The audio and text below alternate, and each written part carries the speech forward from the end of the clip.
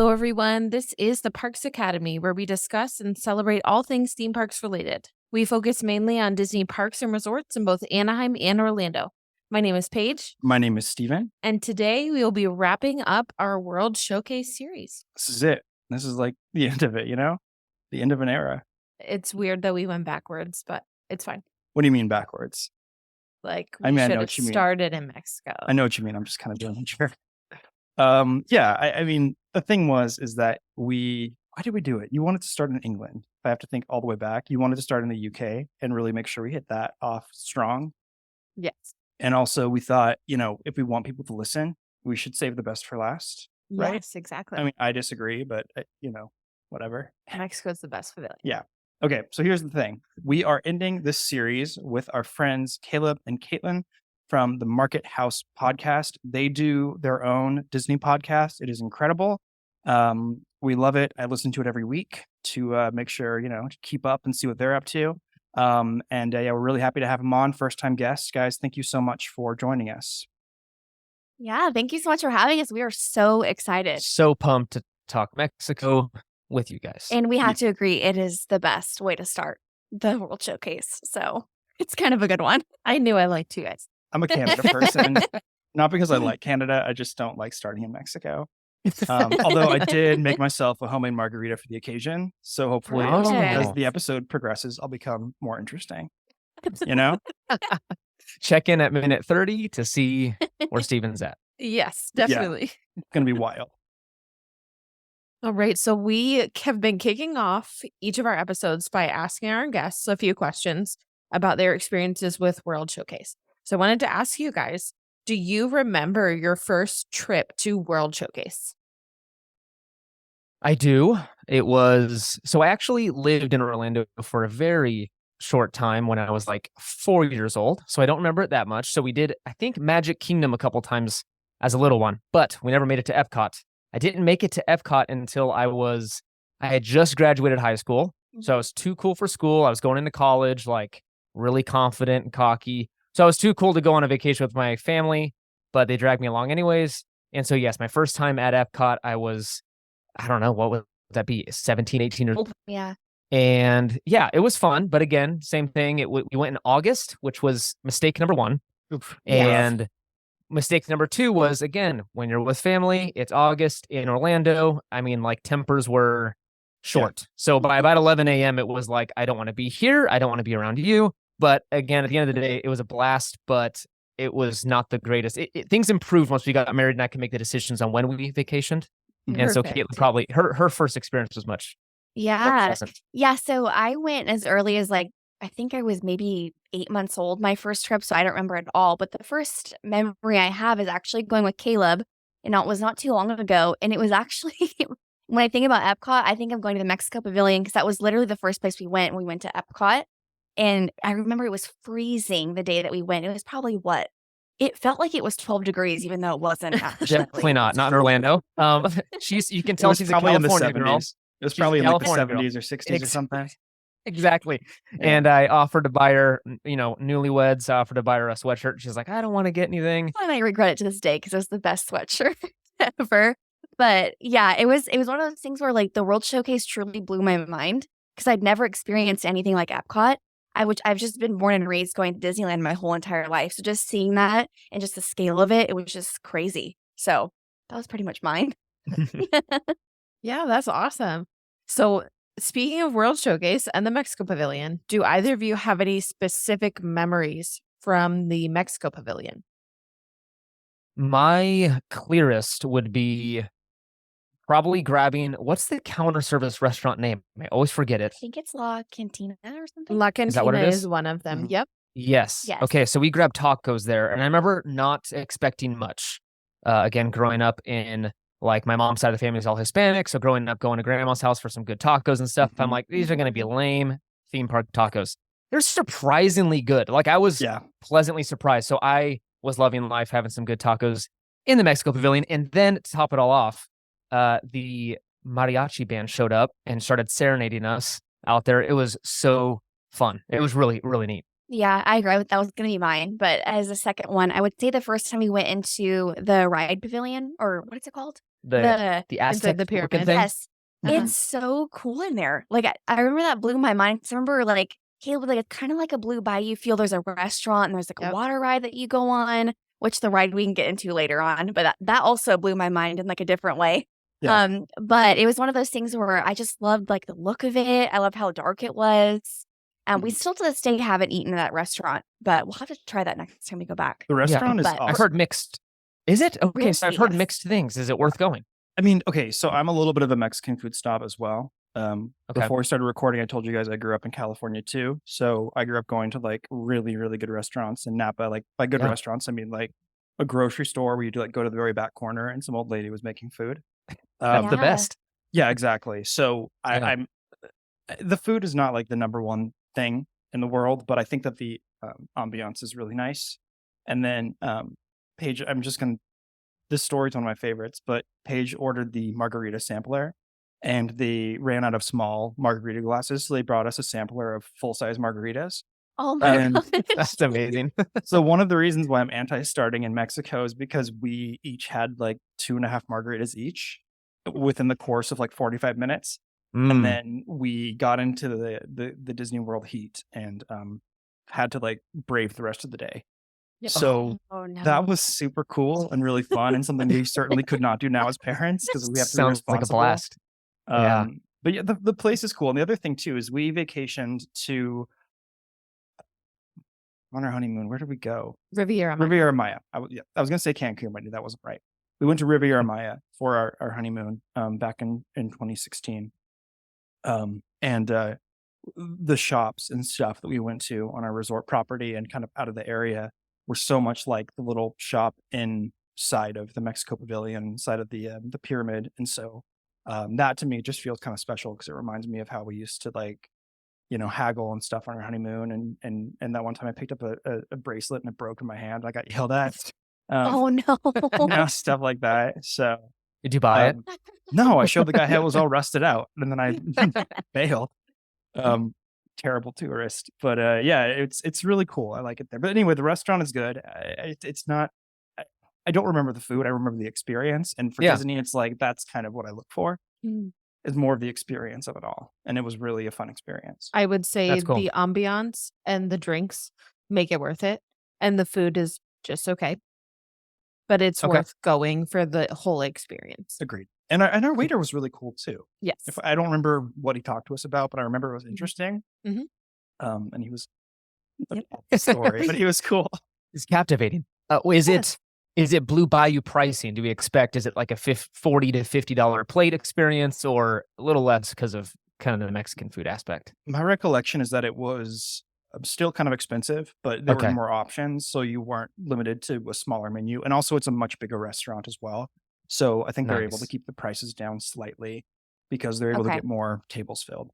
Nice. That makes sense. Right. Yeah. I would say it's expensive Mexican food because usually when you think Mexican restaurants, they're pretty cheap. Sure. But this Right. one is more like a Disney priced Mexican restaurant. Makes sense. And I'm assuming there's no haggling at those shops, unlike in real Mexico. I mean, you have to basically use your magic band to buy stuff. So I'm going to say, We've never haggled in there. I mean, in Mexico, it's when we were in Riviera Maya, I like had cash and I was like, no, this is, I'm not going to pay $5, Yeah. maybe $3 or whatever. And, I mean, they had like, I'm a San Francisco Giants fan growing up in the Bay Area. So like they had like a blue and red Giants bag and it had like the wrong words on it and everything. And, Oh, so no. there was definitely a lot of room to kind of like, not in Disney, Sure. but in Mexico. Yeah. There's definitely a lot of room to kind of have a little fun with it. And, that was cool. That's awesome. Yeah, so let's dive into a little bit of the history and some of the attraction history because it sounds like you guys have some thoughts about the attraction as well. A little bit. Yes. Yeah. So Mexico obviously opened with Epcot on October 1st, 1982. The main design is to look like a Mesoamerican pyramid, and the interior is set up like a Mexican village, like we were talking about. The pyramid's 36 feet tall, and it is modeled after the Aztec temple of the feathered serpent, which is just outside of Mexico City. When the pavilion opened, the attraction inside was actually El Rio del Tiempo, which is the River of Time. And it was a boat ride that slowly moved guests through Mexico's history. It featured a lot of animatronics in authentic folk clothing, singing, dancing, and playing music. It's very, very similar to the Gran Fiesta Tour, which we'll talk about a little bit. There was also a lot of screens simulating different places and activities. There was like a market scene where people were trying to get you to buy things, trying to haggle with you and show you the different objects you could purchase. And then it ended with a fireworks show over modern day Mexico City. And then that was replaced in 2007 by the Gran Fiesta Tour, starring the Three Caballeros. And that, as we know, is based on the characters from the 1944 film, The Three Caballeros. This was actually, which I didn't know, was the first World Showcase attraction to feature Disney characters based on existing IP. Isn't it the only one? Wow. Now Frozen is also. Oh, well, Frozen. And then Ratatouille. I was thinking original Disney IP, not like new stuff. That's cool though. Because before Frozen, it was like the only one. Yeah. Yeah. So that makes perfect sense. That's cool though. Yep. So I did not know that was the first one. That's cool. And then, we kind of know already what the Gran Fiesta Tour is about, but the Three Caballeros are set to perform a concert that night. So you're going through a tour of Mexico, very similar to the previous ride. You pass through a portion that is a lot like Small World. And then you end in Mexico City for fireworks. You start by passing a Mayan pyramid and the restaurant, which we had just talked about. So that is a lot like passing Blue Bayou and Pirates in Disneyland. And then the only Mexican character of the Three Caballeros is Panchito. Donald is actually supposed to be American, and Jose is Brazilian. So I didn't realize that they just decided that would fit really well in Mexico because there's one Mexican character, I guess. Yeah. Really creative. I mean, it was the 40s, and I don't think Walt quite had the full scope of like cultural sensitivity at the time. No, not if you've seen that film, you would know that. No. Yeah. I think Oh no. I think old Walt could use a sensitivity lesson if he was around today. So Yes, I think different you're right. times. I had no idea Jose was supposed to be Brazilian. Yeah, neither did I until I was doing this research. I mean, we have a lot of qualms about some of the South American lore and characters that they kind of force into Mexico and are like, these people look right. And then they just put them in there. Yep. And Paige will talk about that in a second. Or you can talk about it now if you want to. Well, I think it's less about Disney doing it and more about Disney fans doing it. Like saying like, let's add Encanto to the Mexico Pavilion. And I'm like, but guys, Encanto is not in Mexico. Yeah. Thank you. It's in Colombia. Wait, weren't you saying something about Coco too, or no? Well, Coco is actually in Santa Cecilia, which is Mexico. Right. Sorry. Okay, you were talking about Encanto. I did just. I know. I'm listening. Trust me. But that was when you were talking to me earlier, and I was paying attention, like before we recorded. Yes. Okay. Cool. Yeah. Anyways, Encanto. What are you gonna do? Yeah. Okay. So you guys have thoughts about the ride, and I'd love to hear them. Yes. So I'll start it off by saying we just recently discovered. We just did what were we doing? What episode was it? We did an episode basically where we talked about the history of this ride for some reason. I forget why we were talking about it, but apparently the budget was slashed considerably. Apparently it was supposed to go outside. It was supposed to have an outside portion, and it was going to be way grander, but they were like, shoot, we're not going to have enough pavilions opening day. So they like cut the budget by like 50 or 60%. Like, I mean, absolutely slashed it. So that's why we were left with apparently this very short, very low budget attraction. I just think it's such wasted potential. I'm glad you addressed the Encanto thing because I've heard that a million times.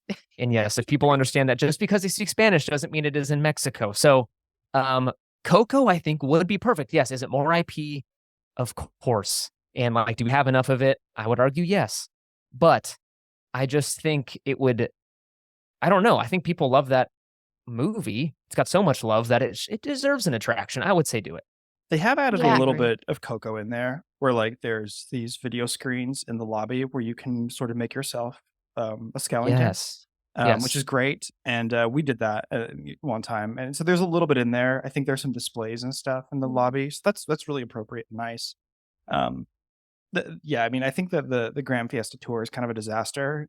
We went in 2021, so right sort of during lockdown still, kind of. We were wearing masks and stuff indoors and everything. This was Mm. for our baby moon. And it was awful because the queue for that ride, they had plexiglass like all the way up to the ceiling almost. So, the queue is already pretty thin as it goes, but then all around you, you're surrounded by wall. So it really felt very stressful to be in there. Yeah. Sure. We were fortunate enough to where this was a time when all three of the animatronics were functioning, but we know that sometimes they've like replaced the animatronics with pots of flowers or like wooden cutouts and stuff. It never ceases to amaze me how randy Donald Duck is in those videos. He's very interested in the ladies, and it's kind of upsetting. Yeah.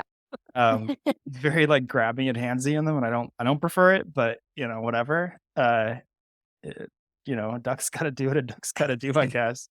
But yeah, it's a strange attraction. I think it's beloved, but it's strange. And then last time we went in I guess last year when we went, the line was outrageous. It was like over an hour. It was over an hour line for that Wow. ride, and we were just like floored. I thought the line was for the tequila experience. And We it didn't turns out- believe that it was for Which the attraction because Yeah. I was like, I've never seen this line Mhm. over 60 minutes. there was a dad and his daughter, and an older man and his grown daughter in line behind us, and they're like, "What are you waiting for?" We told them, and she's like, "Oh, beep this," and they just turned around and left. I'm like, I agree with you. It's not worth the wait. Point. Also, Beavis. What do you think? Do you agree with what I said? Yeah. So, I mean, going into never experiencing the ride to experiencing the ride, we watched a ton of videos and I heard everyone's like, this ride isn't very good. And I'm like, you know what? It can't be that bad. And once we were on the ride, I remember just looking at Caleb going like, what is this? Like, I was just so confused. It felt extremely, extremely like low budget. I didn't really know what was going on. It's very chaotic, like in a puzzling way. Mhm. And at the end, like the fireworks, I was like, okay, that's cool. Like I, for some reason, love the fireworks scene. But like other than that, I'm kind of like Caleb mentioned, it's kind of a waste of space and a ride opportunity. Because then like Coco would be so easy for Disney just to transform that area into something that's beloved. I mean, Coco is absolutely beautiful. Like the movie, like just the message behind it, just everything involved with it. And it's such an easy thing for them to do. So I'm like, I'm really hoping that since they put those elements in where like you can make yourself into a skeleton, maybe like they're teasing it. And maybe once they have more money to throw at random projects, like they'll be able to do something like that. Yeah. But as of now, I'm kind of like, I don't see myself ever riding that ride again. Dang. It's not my fave. Yeah. I would say like it's a good 15-minute wait ride. Like I would do that. Yeah, but- and I was gonna say it's a Yeah. walk on for me for Yeah. sure. Yeah. Like I would walk on, but I wouldn't wait over 15 minutes for it unless like my kids No, wanted to yeah. someday. Sure. Right. Turns out you'll do anything for your kids, but like in this case, it's just it's the thing is too. It's not a bad ride. It's just not a good ride. Sure. Right. So have you guys ever seen the original attraction that was there? Like, have you watched any YouTube videos or anything of it? No. No, we haven't. So I would encourage all three of you to watch it. It's like they didn't change anything about the ride. They just changed the screens, like what's on the Oh. screens. And then at the end, they threw the Three Caballeros animatronics in, which they actually did not even add those animatronics until 2015. From 2007 to 2015, it was just projections. It's insane. Wow. So I don't even know how much money they spent to change it to the Grand Fiesta Tour, but it doesn't seem like much because everything looked exactly the same. That's crazy. I haven't seen that video, but that's Yeah, it's not long. It's like 5 minutes. Yeah. But if you guys check that out on YouTube, there were a couple different videos. You can see the original and yep, the first one was low budget and this one, clearly they did not want to put any money And- into the redo. No faith in the Mexico Pavilion. Now, I think I learned from your guys' first episode of this series, and correct me if I'm wrong, but did the countries themselves help fund their pavilion? Am I getting that right? Some of them did. Yeah, some of them Okay. brought in a little bit of money to help. The myth is kind of that the governments own them or run them themselves. Well, that's not true, but there were some some sponsorships involved. Got it. Where they can get them. So I don't know if you looked that up, Paige, or not, but I tried to look at the sponsors of the Mexico Pavilion. I didn't see any current ones listed. Yeah. So I'm not sure if it was like people in the past or if it was just the Mexican government that had helped originally, but there's no current sponsors that are like listed like some of the other pavilions. I do feel I like it's think kind that's of the problem. Yeah, it's Sorry. kind of sure. it's kind of unanimous, I think, that we do believe that Coco should be more present in it. And also there's no other films really that Disney's done that are kind of like that, except Beverly Hills Chihuahua. But I don't think that would resonate with anybody. I'm good with it. My brother used to love that movie, and I was like, all right. But anyway, why don't we just? I mean, do you guys have any thoughts about what you would do? I know this is kind of a question for later, but do you guys have any thoughts on what you might do if you were to add in some kind of a like a Coco attraction, or if you had that space to gut and then redo it for the Yeah. tour? What would you? Do you have any thoughts of what you would do? I mean, my one request would be it's a short, so like working in the confines of the building, which is very small, right? That track's not super long, so we can't go through the entire movie. But to sneak in, if we could sneak in the part where that bridge to the, is it what the world of the dead? What do they call it? I think Land. it's land. Yeah. Well, Do you guys Yeah. remember the It's the official Land term? of the Dead. Yeah. Yeah. Land yeah, of the Land Dead. Yeah, the bridge, the orange Mhm. bridge. Yeah, Yeah. if you can somehow sneak that in, like maybe the first scene is you're at the cemetery, and then we somehow get transported with Coco or Miguel. Sorry, his name's not Coco. With Miguel, That's Grandma. sure, Mama Coco could be in there too. But it's transported to the land of the dead. I mean, the visual nature of that. You can even, and I'm not advocating this. I don't like the use of projections a lot, but you could even get away with using some projections to pull some of that off, Right. to lower the budget. But I think that Land of the Dead world and just the vibrancy of the colors and I don't know, making it back to how would you do that Yeah. in such a short? That's the hard part. Is it is a what 3-minute ride or something like that? It's so short. Yeah, Yeah. I think I would have some of the same things that you just mentioned, but I think it would primarily for me, I think you would stay in the Land of the Dead. Like you were almost like not like a mission, but you're almost on an adventure with Miguel and Dante, like trying to go around whether you're searching for family members or like you're doing something with the family over there, or like there's a problem and you're trying to fix it. But like overall, instead of it being just a main problem, it's more of just an experience of experiencing how pretty that ride could be because it's just so colorful and everything's beautiful. And just think inside of the pyramid, how much they could just decorate in there Yeah. to make it look like it's a grand party with all the family members. Like it would look amazing in there. And if they slid in Un Poco Loco, and if I could hear that just playing through, oh my god. Yeah. Are you gonna tell him or am I? So in case you're wondering, Stephen can't stand that song because that's one of our daughter's favorite songs. And so Oh. we hear it about 50 times a day. So if you like the song Un Poco Loco, try listening to it 50 times a day for Mm. about 3 months and then see if you still love that. She's like, That'll Daddy. do it. She goes, Daddy, you play crazy. And I'm like, you sure? Are So- you sure? Aw. I think there's I'm of two minds for what you could do with it. The first one was, I think that if you somehow included the Alebrijes, that'd be interesting. You could do a lot with that. Also, one thing I think they could do too that might be really fun and would serve as entertainment instead of like an attraction. Because I think that sometimes dark rides can just be fine, especially if they're confined in space. But in DCA, they had the little Miguel marionette where he kind of like walked around. He's like a little thing. They should Yeah. set up a little area where they have live performances of like the auditions for the Sunrise Spectacular. And then what you could do is they could bring in like that De La Cruz costume. They could have the marionette or the little puppet of Miguel. They could have, Hector in there. There's so many different things they could do with that by bringing in the little creatures, like Alebrije creatures, and then like the little, I guess skeletons are kind of creatures. Sure. Aren't we all just creatures with skin? But anyway, bring those in and have it be a source of entertainment as opposed to like a ride. That's what I would do, I think. That'd be awesome. I like that. And then if you wanted to do projections, you just add in the Alebrijes like kind of soaring over the sky, or every once in a while they like run behind the stage, or you'll just kind of see them as little Easter eggs throughout the entire area. And then without getting too gross about having like so much IP in there, you could still have the pavilion, you could still have like the pyramid, but just add it in tastefully and kind of have it be like a part of the experience. Yeah. Mm.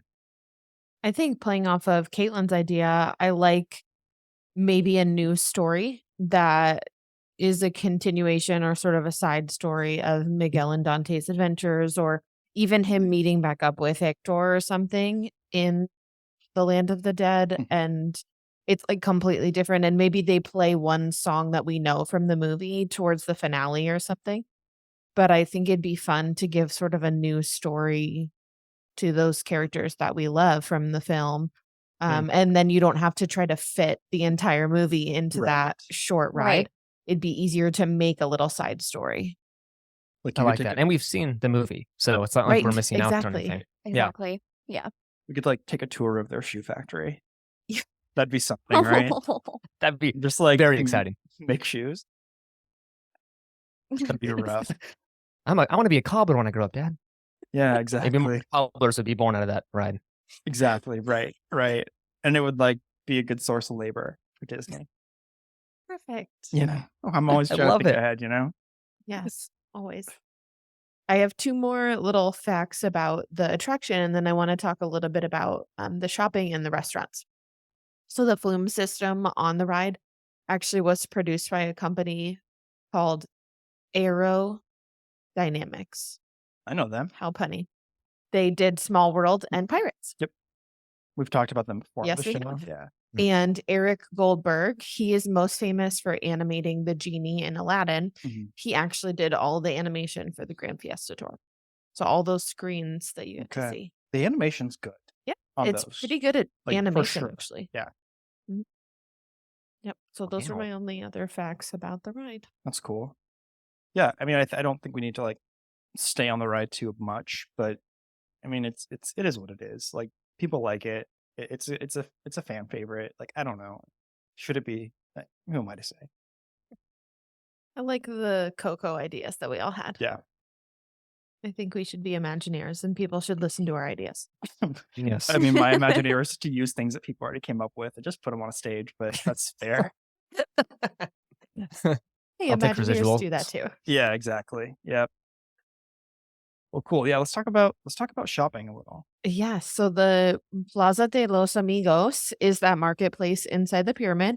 That's just like a marketplace you'd find in Mexico. There's a lot of little trinkets, Mexican products like sombreros, ceramics, musical instruments that you can purchase. There's a couple little shops that are sort of separate in there. If you've ever noticed on the sides, there's like a jewelry shop and a couple other things. Also, we've talked a little bit in passing about this, but when you first enter the pyramid, you come upon a Mexican folk art gallery. And so that has actually been a rotating art exhibit. The current exhibit has been around since 2017, and that's the Coco one we were talking about. So it's called Remember Me, La Celebración del Día de Muertos. And so it's the work of prominent Mexican and Mexican American artists. It opened in the fall of 2017, right before Coco. And the prominent centerpiece of that exhibit is the bridal couple. These sculptures were actually created by a father and son in Mexico City, whose family has been hand making this type of celebratory art for more than 300 years. So I thought that Wow. was pretty cool. That rules. Yeah. That bridal couple is absolutely amazing. It's very cool. It's so pretty. It's ginormous too. I mean, it's stunning. Absolutely. I'm loving, yeah, and only Disney. I guess not only Disney, but I got to give them credit for doing that kind of stuff. Is getting something from Mexico and having Mexican artists make something and bring that in. It could have been easier and much cheaper to do it, I'm sure, in house, but it means a lot more that Yeah, that's they did awesome. that. That's neat. Yeah, they could have just had, Imagineers or whatever, just make something from Coco. Mhm. Sure. But they had actual Mexican and Mexican American artists making art to bring to the authenticity of the Mexico Pavilion, which we've talked about a little bit in our other episodes that we really appreciate about Disney in having the cast members from those countries so that you have that authentic experience. And the food sometimes is authentic, sometimes it's an American version of what's authentic. Yeah. Sure. But if we could have really authentic art, I think that really helps play to that experience Yeah. too. My favorite thing about the bridal couple statue is the dog and cat on the opposite side of it. And he's got his little top hat on and stuff. It's pretty good. It's very Yeah, I think you're right though. That is one thing that Disney does right in regards to like keeping the authenticity to the countries and the respect and stuff like that. Like, I mean, even kind of talking about the the little plaza where you can buy stuff. I mean, it's you don't just like buy a bunch of Disney IP stuff. I mean, it's stuff that you would literally find in a marketplace. Now the only downfall of it for me is that none of it's stuff that I would probably buy and bring home with me as a souvenir. But it's still fun. Like there's still a lot of cool stuff. Yeah. So I always like to kind of take my time and look through that area and stuff. Yeah, it's cool. Yeah, absolutely. So let's talk a little bit about the dining. There are actually 5 different dining locations in the Mexico Pavilion. The San Angel Inn is the indoor table service we've been talking about that's similar to the Blue Bayou. It's located in the central plaza of the pavilion, and it is actually a sibling to a Mexico City restaurant of the same name. It's a very famous restaurant in Mexico City, which I did not know before researching for wow. this episode. Yeah, I didn't know that either. That's crazy. Yeah. Yeah, the original one actually dates back to 1692, Jeez. which like feels way too old for a restaurant for some reason. Yeah. They ate food back then? They had to have renovated it at some point. I don't know why it's hard for my mind to grasp that a restaurant could be that old, but I mean, like, what were the safety standards back then? You know, did they have safety like health inspectors? did they even have floors? Did they have a fire? I think they allowed like 1 rat per 10 plates probably was Right. like the acceptable. Yeah. Were plates just like, Their hands? did they have silverware? Probably. I'd imagine. Although you don't really need silverware for certain Mexican food. Yeah, I guess can't any help. food anywhere. I guess any food you can eat with your hands I guess. if you believe in yourself. I don't know. It's just hard for my mind to wrap around the concept of a restaurant being around since 1692. Yeah, it doesn't like break my mind to think that there were restaurants back then because, like, of course, you know. Sure. But that it's still the same. It can't be the same. I mean, you know, you can't. Maybe just the building is. I don't know, or the name, its namesake. I don't know. Yeah, I'm going to do more research about that yeah. specifically. Come back to me on that. But the Disney version in the Epcot Pavilion is also perpetual twilight, which I think is one of the things we've all kind of alluded to and that makes it so charming in the ambiance of that restaurant is as soon as you walk into this ginormous pyramid, it feels like it's twilight. At all times of day, it can be hot and sunny outside, and you walk in and it feels like you've just entered into this beautiful evening in Mexico City. Yeah, that's really one element that caught our attention, like at least for me when I walked in, because it literally feels like it takes you to another place. Yes. So again, it's like that Blue Bayou area where your brain is like, well, no, it's twilight, it's dark outside. Right. And you're like, oh no, it's outside, it's 12:30 in the afternoon and it's bright sunshine and heat. So it's really awesome that they can kind of transform that space and kind of manipulate you into thinking like, oh yes, like I'm ready for some Mexican food. It's dark outside. Let's take a ride on the water. And yes. And even the smell in there and the starry lights above the pyramid and the volcano that you see in this pavilion, it's just so beautiful. You had asked earlier kind of like what the pricing was and how it compared. Chicken enchiladas for $28.75 is kind of a lot. Oh, and that's then pricey. Yeah, and then carne asada for I don't know, $54. Ribeye tacos for $33. Yeah, I don't know, man. That's kind of expensive if I'm being honest. So that's more than Tortilla Joe's. Yeah. In downtown Disney. Oh that's crazy. Yikes. Because that place is expensive. You can get their house margarita for $24. What's the margarita flight? $25. Yeah, I remember. Gosh. Which $25 for 5 or their premium was a really good deal. Their premium flight is $45. But yeah, it is actually, forget what I said. That's kind of expensive. That's steep. But you guys, that original trip, you guys got a fantastic deal. Yeah, yes, we did. We just went for it. Yeah. Now your stomach probably hurt an hour later, but who cares? I felt great. You got a good deal out of it. I just threw on some sunglasses and, had a little beer and I was stumbled your way through. Yeah, I just, Mr. Magoo'd my way through the park. I pretty much had water in every other country as we continued around the world. Was that our first time in Epcot together that we did that? No, it had to have been because that wasn't our it was the second time. 2019. Mm-hmm. Yeah. Yep. That was good. That was good stuff. Yes, good times. The second restaurant is La Hacienda de San Anel, and that's the lakeside indoor table service, which is across from the Pyramid Building. We've actually never been to that one, but that one opened in September of 2010. And then La Cantina, which Caitlin had mentioned, is the QSR that's also on the lakeside with casual outdoor seating. We haven't eaten that one before. I know I've eaten there at least. You have stopped there to get tacos Yes. before. Yes. And then La Cava del Tequila. I just butchered the word tequila because I'm hearing an echo in my ear.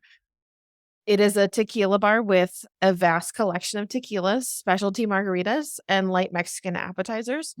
They have tequila connoisseurs that interact with guests, and it is located inside the pyramid adjacent to the restaurant on the water.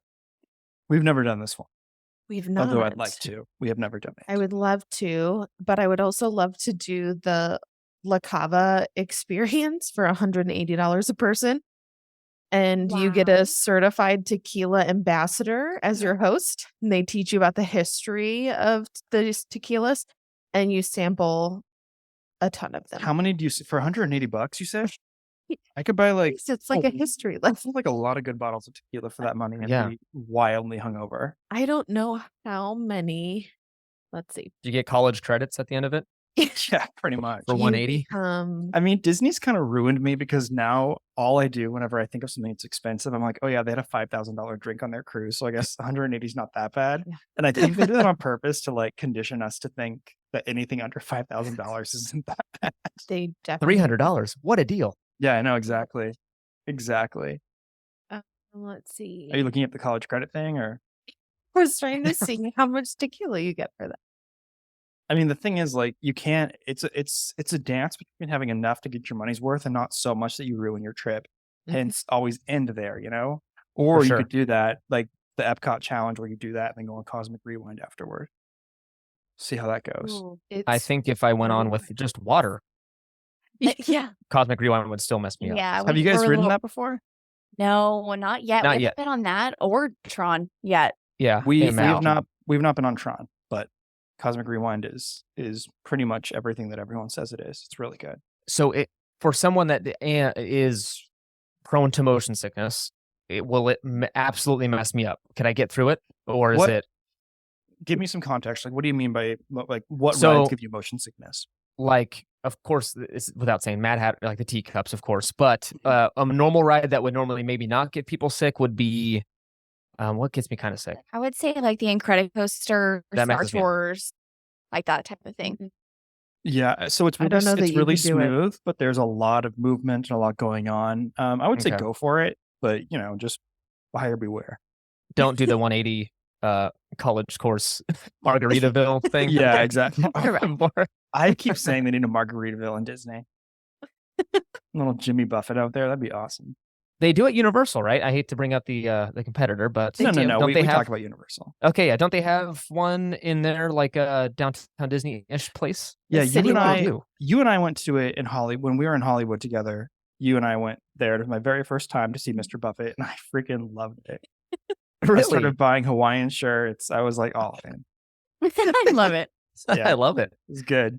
That's awesome. Sorry, I think I cut you off, Paige, when you went to say how much is included. That's okay. All I've been able to find is that it's a 45-minute experience, and you get the tequila tasting and food pairings. Oh, so it's food. That's not... Yeah, I don't know. I hope there's food. I don't know how much food we're talking. Is it like chips and salsa with a basket of chips? Yeah, probably. Yeah, some refried beans. A couple like frozen sections taquitos. For that amount of money, I would rather buy a huge thing of like fine tequila and then buy a bunch of fresh ingredients and have a party with people. Like, I don't need someone. I've done my dues. I've spent my time in the wine industry working. I don't need someone to explain tequila to me. Yeah, I know. We've done that already, where we went tequila tasting in Mexico. We did. I don't need to do it again. Have I ever told the tequila story on the podcast? You've told it to so many people that I don't remember who you've told this to, but we are in Mexico. So I think if you're going to talk about me getting drunk on a bus in Mexico, now's the time. So on our honeymoon, we had this lovely bus driver on the day we did an excursion, and everybody got tequila shots. Now, these were like red Solo Cup tequila shots. They were not like wow. shot glasses. And apparently they saw Stephen was like, Now, hang on. Before you go any further, this was after we went to the tequila factory and tasted. correct. And I was like 4 Coronas deep. I'm not an alcoholic, by the way. Let's just get that. We were at an Let's clear that all-inclusive up. resort. We were young. We just got married, Yeah. The world is our oyster. And then I got served tequila on a bus in Mexico heat. Yes. And we did the tequila factory where we tasted several different flavors. I had like a chocolate tequila. It was delicious. We get back on the bus, and the bus driver must have decided that Stephen was his victim I of was the the day. guy, man. Yeah. And he got everyone on the bus to like chant for Stephen to keep having tequila shots.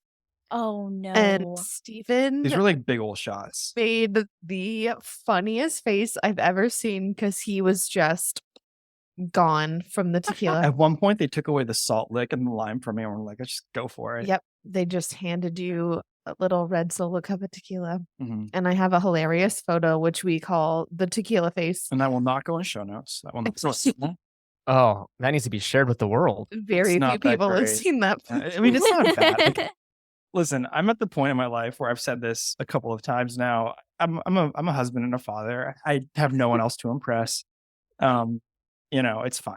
But I still Yeah. don't really want to be mocked by the universe or something that was not my fault. So speaking of trooper. tequila, Yeah, I know. I try. there's one last place to get food/beverages Mhm. in the Mexico Pavilion, and that is actually the outdoor margarita bar, which has a variety of frozen margaritas, on the rocks margaritas, and Mexican snacks. It's a QSR stand right before the pyramid. If you're going the proper way around World Showcase, What does it's that on mean? your left just before the pyramid, What do you mean proper? starting in Mexico. Sorry, I love this bit. I'm sorry. Yeah. That's all I mean- had about dining. Yeah. On the proper part of it, I did physically react to you saying that you start in Canada. It's the human condition to just go clockwise. Yeah. It's just Clockwise? Wait, no. I agree. Counterclockwise in this case. No. It's easier to merge right than it is left. I think. Or turn right than it is left. And if you're coming down the middle Yeah. at Epcot, you just go right to your right. And you Isn't just it? follow Am the I crowd. right though? Am I correct? Again, you guys have been probably way more to Disney World than we have, being on the West Coast and such. But I feel like Mexico, when you're looking at the split to go right, left or right, I feel like Mexico looks closer. So like I Yes. gravitate towards the left. Yeah, Whereas it's more Canada natural. feels Yeah. a little more tucked away. Mhm. Kind of like toward the Odyssey building and stuff. It is. Yeah. I mean, let's be honest. I'm kind of being a little bit of a stinker about this whole thing. Like, I really don't care. And I have no dog in the fight, but I have gotten several messages on Instagram where some guy was like, my wife was physically mad when she heard you say that. I'm like, well, don't listen to my show then. What do you want me to tell you? What do you want to do? Yeah. What are you going to do?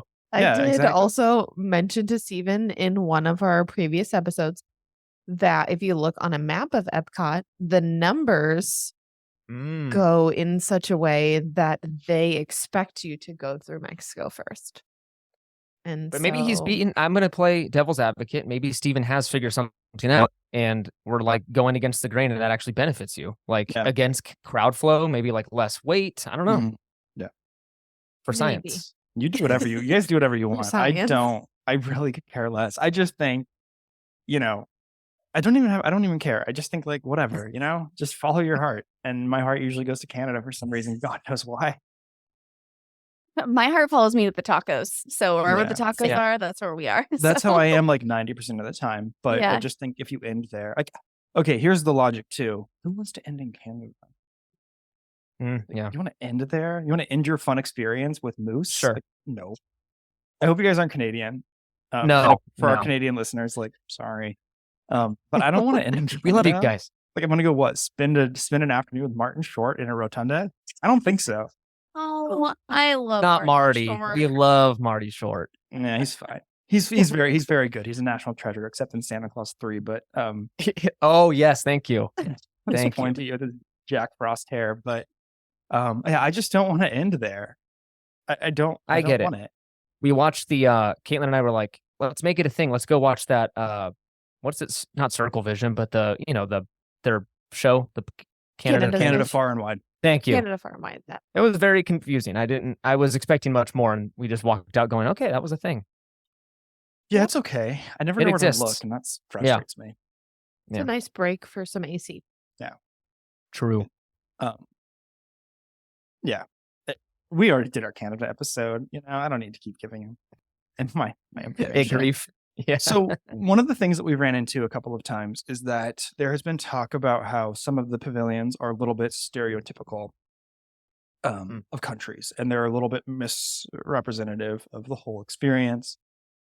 For some reason, I feel like Mexico is pretty okay.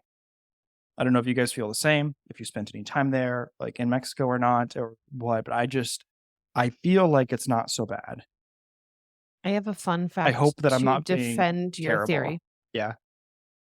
So there are actually two distinct lands in the Mexico Pavilion, which I never really thought about until I read this. So the exterior surrounding the cantina, you'll find native plants and the general aesthetic of Mexico's desert regions. And then inside the pyramid is more of like the lush tropics of Mexico's other major climate zone, which is the jungles. And so that's more of the inside. So they've really tried to be intentional about like, there are two specific types of landscapes in Mexico. You have like desert and you have jungle. And then obviously you have city, which is also represented inside. Right. But it really tried to hit both of those like climate zones. Yeah. Which I think supports what you said. Sure. Yeah, I definitely feel like it's represented well. I do feel, though, that when you look at all the pavilions, it's not as grand as some of the other ones. Like, depending on where you're going. But at the same time, like Paige was mentioning, there is an effort there. So it's not like it's just oh yeah, here's a little place where you can get tacos and then margaritas and that's it. Just carry on. It's like they did try and do like those little Disney touches to kind of bring in everything. So I don't know. What do you think? I like it. I mean, I think it's right. They could have gone too stereotypical, and some of those. I would agree on some of them. It's almost like so close to offensive on how like on the nose some of that representation is in some of the pavilions. So yeah, I don't get that vibe from Mexico at all. Like they're not putting the poor servers in silly outfits or something like that to be like, yeah, look, you're in Mexico. We swear. Right. Do you believe us now? Yeah. Right. They're not all in sombreros and ponchos or something. Exactly. Whoa. Come on. Not cool. They sell those things, but they don't make the employees wear them. Yeah, so I've been to Riviera Chevys. Maya, and I've been to, we were in the Cancun airport, so I'll count it. And I've also been to Tijuana. And, I mean, like, I don't know. I think what they did is fine. I think a Tijuana, like, pavilion would be a little rough. Maybe. Not kid friendly. I went when I was a kid. It was wild. But I think they've done a nice job. I think it's very thoughtful and well done for sure. Yeah, we agree. Cool. Glad we all agree. The only thing I think that they should do is have better pastor there, because they do not have great pastor there. Like they need like a spit and the whole thing, and then that would be way better. I would start there and I would end there, like boomerang. Loop back around. Yeah. Be a long day. Yeah. What are some of your other questions that you usually ask people after this whole series we've done that I've forgotten? Well, I usually ask, what would you add, change, or take away? We talked a little bit about what we would change or add to the attraction, but is there anything else you guys, in thinking about the Mexico Pavilion as a whole, that you would either change or add or take away? That is good. I don't know if I take away anything. All of it's great. Yeah, I don't think so either. I don't know. Part of me wants to say like bring more elements in, but then at the same time I'm kind of like I'm walking through the pavilion in my mind and I'm like I don't think I would change anything other than having Coco. Yeah. But it's one of those things where like I mentioned, I do feel like it's represented well, and it's one of those things where like I do like the La Cantina place that we went to. Yeah. The tacos there were amazing. I don't know. If I can remember, so I would love, and this may be the case already, but when we went, I felt like it wasn't. So if you guys, sorry to keep talking about Disneyland, but in California Adventure, they've got the Mariachi Divas, Yes. right? This great group full of women that sing these great songs, and like it's full on entertainment. They've got their dedicated stage, and you can sit there, and from anywhere in that seating area, you can see them perform, and they put on a show. Is that the case there? Or they kind of, I feel like they're tucked in the corner a little bit I think when they they're perform. more tucked away, and it's Yeah. sort of at random periodic times. It's not like a stage show. Yeah, So I would it's love not if they could being gone there. implement that. Yeah, Yeah. That's because a great like- idea. Like, I don't know, auditions for a Sunrise Spectacular, maybe? all went back around. All things lead back to that fantastic idea. Imagineers, he's available for hire. I know. I'm Pay the looking for man. a job, so hit me up. Pay the man. I don't think I'd get paid enough as an Imagineer. I feel like I would like apply and then get the job and like, here's your 35 grand. I'm like, that's it. That's all I'm gonna get for having great ideas. Yeah, no, Joe Rohde status or bust. Yeah, exactly. Yeah, I don't think that I would take anything away either. I do think that besides the tequila experience, I think that there could be a little bit more of a little bit more elevated experiences, which the restaurant does provide. My recollection is that there is a shopping area when you walk in and then go to your left. There's a little shop there with like crystals and glass things, but that's just not for me personally, so that's fair. But yeah, I mean, I do think that a little bit, more like entertainment would be interesting. I think that they could probably, I know that soccer is really a really important big deal in Mexico. That was really stereotypical of you, Steven. Yeah, well, and also we talked about in America that they just made us all look like we're colonial people when it's like just You give us got a the fr- job and just then give us lost a it that freaking quick. Buffalo Wild Wings and football in America and we'll be fine. So don't talk to me about stereotypical. B-dubs, yeah. But no, I'm just saying, like, it would be, kind of something, along with the shops to kind of like incorporate some more like of like what makes, the culture and the communities and stuff so unique and what they're passionate about and stuff. But it's not stereotypical. It's just, did I do something wrong? All of a sudden I'm like stopping and thinking about whether or not I did something terrible. But yeah, because a lot of the stuff that you see in the shop is like just tourist stuff. And it's fine, and it is tourists that are visiting. But I think that if you had a little bit more that kind of spoke to the culture as a whole and what the people of Mexico are into and passionate about, and what kind of makes their what makes their households and their communities unique and special, I think that would be really helpful as opposed to just stuff that you might find in a market when you're visiting. So, and more cocoa, I guess. Yeah. You should have they should have an attraction where you like have to sing a song to a dying old lady in her wheelchair. Oh my gosh. Try to hold in your tears. That's a lot of turnover for that job, though. Right? I know, right? Yeah, Oh dear.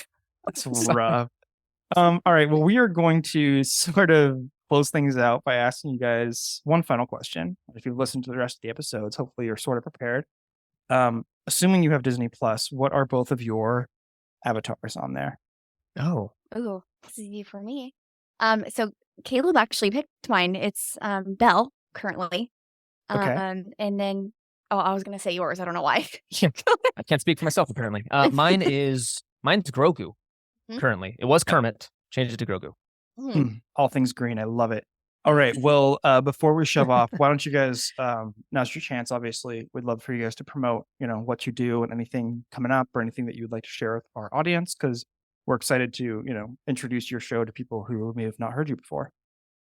No, I appreciate it. Yeah, we're a Market House podcast. You can find us on all the streaming platforms, whatever's out there. No Stitcher's gone, so Apple Podcasts, Spotify, all the good ones. We're on Instagram, same name, Market House Podcast. And yeah, we do stuff like this every single week. And we strive to be as good as you guys. And hopefully we'll get there one day.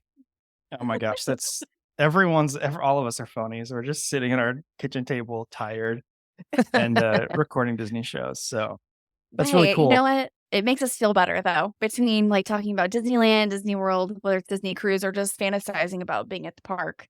It's just it's magic. So You're right. I agree. Can I flip it and ask you guys a question before we wrap things up? Sure. Of course. Mind a curveball? So as we've talked about earlier, I don't know if you're recording or not, but you guys are expecting your second, and we're expecting our first. So, also a girl. So you have a daughter already, I believe. Do you have a piece of advice for new parents? Like just one, if you have one piece of advice for people that are about to just enter this new world, what would it be? Disney related or otherwise? Ooh, I would Either say or. both, Yeah. if that's okay. Okay, so I'll let Paige start because you're the mom. Well, I was going to say the most mom advice that I could give, and this applies to both of you, is that if you haven't already started hearing a million opinions from people about what to do and how to be a good parent, kindly ignore every bit of that advice because you guys are going to know exactly what you need to do for your kid. And at some point, your instinct takes over, and people will say, oh, you should try this. You should try this. Do what works for you and listen to your gut. There's not one right way to do anything in parenting, and one thing will work one day and it won't work the next day. So just do your best and trust your instincts, and don't let anybody make you feel like you have to try their idea or listen to them. You're going to get a lot of unsolicited advice, even when you have toddlers and teenagers and as they continue to grow. So Yeah. just make sure that you guys communicate with each other and just trust yourselves. You guys are going to be the best parents that you can be for your child. So that's my advice. Well, that's great advice. Awesome. Thank you. Yeah. Yep. It's very useful as well because we've already received advice on how to do everything because again, we're first-time parents over here, so we clearly have no idea what this new world of kiddo is going to be. Yeah. But it's kind of scary, it's exciting, but being able to hear from you guys like, hey, like you're just gonna everything's gonna fall into place. Like you guys are just gonna figure it out. That's really reassuring and that's very helpful. So I appreciate that. Yeah, she's, thank you. She's totally Absolutely. right about everything. The one thing I would say is kind of like sort of what you said. It's remarkable how much how you know exactly what to do the second you hold your kid. It's like I had this immediate bond with my daughter. The second I held her, I was like, I know exactly what I'm supposed to do. This is not weird. It doesn't feel scary or daunting. It's just like this is my kid, and I'm good. Not all. I mean, there were like moments when I was nervous and stuff, but for the most part, I didn't feel. There's something about having your own kid where you feel very confident, as opposed to having someone else's kid that you're like, if I drop this kid, they're gonna hate me. Um, the other thing that I would say personally, especially for you, this isn't a parenting podcast, but Caleb, especially for you, is just like definitely trust your wife and take her side because a lot of people like, you know, I feel like a lot of guys especially try to have like this real weird macho sort of take to being a parent and like try to make it seem like, oh, well, the wife should just take care of this and that. It's not my job. Well, kind of is your job because you're the dad. So for me personally, like being there for Paige and helping her, whether it's just like getting up and hanging out in the middle of the night when she's feeding the baby or, you know, doing my fair share of like feeding and watching her and kind of giving Paige a break and stuff is critical. So that I think is a really, really big deal. And then take your kid to Disney before they turn 1 because I love it's it. a lot of fun. We took our 10-month-old and she had a blast. And it was one of our favorite trips we've ever had. And Oh. people That's will awesome. say, like, don't waste your time. They're not going to remember it. That trip is not for her. It is for Yeah. you guys. Mhm. And it is worth every second, every dollar. Like, I would Yeah. not have changed anything about taking our 10-month-old. Definitely look for our episode about going to Disney with the baby because we do have Yes. one of those. The biggest Yes. thing is that if you want to spend time with characters, I think I spent like 15 minutes with Donald Duck with a huge line behind me because he just wanted to like see our daughter and play peekaboo and the Oh, cast that's members so were into cool. it. So you get a lot of extra special time because Disney like loves babies. So Oh my gosh, that melts my heart. That's it's a so lot cool. of fun. It's Thank a you lot of guys. fun. That's Yeah, awesome. thank Absolutely. you. All right. Well, thank you so much for coming on our show. Anytime you'd like to have us on, I'm not inviting myself, but if you ever need us to come on and hang out, we'd be happy to do so. We'd love to have you guys back. 100%. Yeah. Thank you. All of our listeners, thank you guys so much for your support and listening. You can find us online at theparksacademypod.com as well as on Instagram at the Parks Academy. Thank you so much to our two incredible and wonderful sponsors, Deep Cut and Neo Sabers. You can get 10% off your first order with those two remarkable businesses using the code TPA10 at checkout. I don't know what we're going to be doing next because we just wrapped up World Showcase. I might be doing some solo shows because at this point, either we will have a baby or Paige will be like right there. So I might be doing some shows with like guests by myself, just, whatever. And we will catch you next time.